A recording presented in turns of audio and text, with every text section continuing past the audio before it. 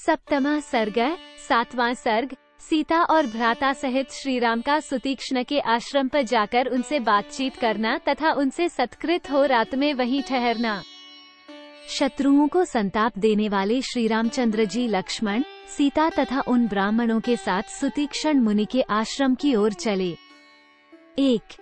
वे दूरत्क का मार्ग तय करके अगाध जल से भरी हुई बहुत सी नदियों को पार करते हुए जब आगे गए, तब उन्हें महान मेरुगिर के समान एक अत्यंत ऊंचा पर्वत दिखाई दिया, जो बड़ा ही निर्मल था।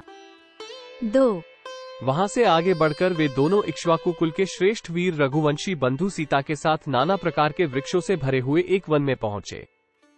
3।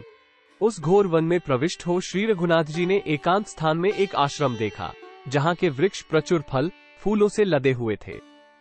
इधर उधर टंगे हुए चीर वस्त्रों के समुदाय उस आश्रम की शोभा बढ़ाते थे। 4। वहां आंतरिक मल की शुद्धि के लिए पद्मासन धारण किए सुतीक्ष्ण मुनि ध्यानमग्न होकर बैठे थे। श्री राम ने उन तपोधन मुनि के पास विधिवत जाकर उनसे इस प्रकार कहा। 5।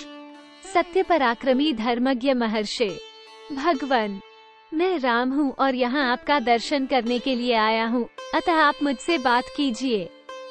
6।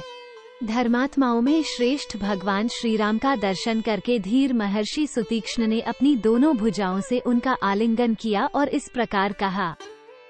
7। सत्यवादियों में श्रेष्ठ रघुकुल भूषण श्री राम, आपका स्वागत है। इस समय आपके पदार्पण करने से यह आश्रम सनात हो गया। 8। महायशस्वी वीर, मैं आपकी ही प्रतीक्षा में था, इसीलिए अब तक इस पृथ्वी पर अपने शरीर को त्याग कर मैं यहाँ से देवलोक ब्रह्मधाम में नहीं गया। 9। मैंने सुना था कि आप राज्य से भ्रष्ट हो चित्रकूट पर्वत पर आकर रहते हैं। काकूटस्थ, यहाँ 100 यज्ञों का अनुष्ठान करने वाले देवराज इंद्र आए थे। 10। वे महान देवता देवेश्वर इंद्रदेव मेरे पास आकर कह रहे थे कि तुमने अपने पुण्य कर्म के द्वारा समस्त शुभ लोकों पर विजय पाई है। 11।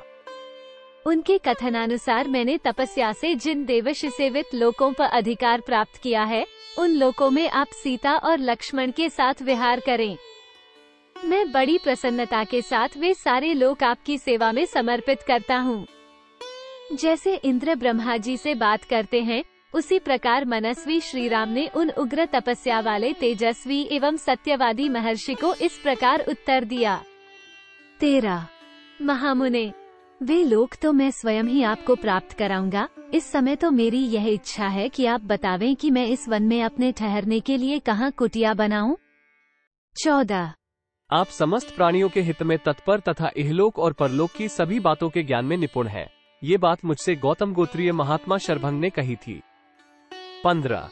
श्री रामचंद्र जी के ऐसा कहने पर उन लोक विख्यात महर्षि ने बड़े हर्ष के साथ मधुर वाणी में कहा।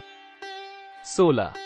श्री राम, यही आश्रम सब प्रकार से गुणवान सुविधाजनक है, अतः आप यहीं सुखपूर्वक निवास कीजिए। यहाँ ऋषियों का समुदाय सदा आता जाता रहता है और फल मूल भी सर्वदा सुलभ होते हैं। 17। इस आश्रम पर बड़े बड़े मृगों के झुंड आते और अपने रूप, कांति एवं गति से मन को लुभाकर किसी को कष्ट दिए बिना ही यहाँ से लौट जाते हैं। उन्हें यहाँ किसी से कोई भय नहीं प्राप्त होता है। 18। इस आश्रम में मृगों के उपद्रव के सिवा और कोई दोष नहीं है, यह आप निश्चित रूप से जान लें।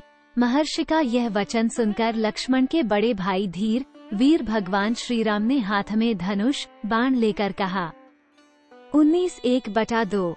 महाभाग, यहाँ आए हुए उन उपद्रवकारी मृग समूहों को यदि मैं झुकी हुई गांठ और तीखी धार वाले बाण से मार डालूं तो इसमें आपका अपमान होगा। यदि ऐसा हुआ तो इससे बढ़कर कष्ट की बात मेरे लिए और क्या हो सकती है। 20:21। इसलिए मैं इस आश्रम में अधिक समय नहीं निवास करना चाहता। मुनि से ऐसा कहकर मौन हो श्री रामचंद्र जी संध्योपासना करने चले गए। 22। सांकाल की संध्योपासना करके श्री राम ने सीता और लक्ष्मण के साथ सुतीक्ष्ण मुनि के उस रमणीय आश्रम में निवास किया। 23। संध्या का समय बीतने पर रात हुई देख महात्मा सुतीक्ष्ण ने स्वयं ही तपस्वी जनों के सेवन करने योग्य शुभ अन्न ले आकर उन दोनों पुरुष शिरोमणि बंधुओं को बड़े सत्कार के साथ अर्पित किया। 24। इत्यार्षे श्रीमद् रामायणे वाल्मीकिये आदिकाव्यरण्यकाण्डे 7मः सर्गः। इस प्रकार श्री वाल्मीकि निर्मित आर्ष रामायण आदि काव्य के अरण्यकांड में 7वां सर्ग पूरा हुआ। 7।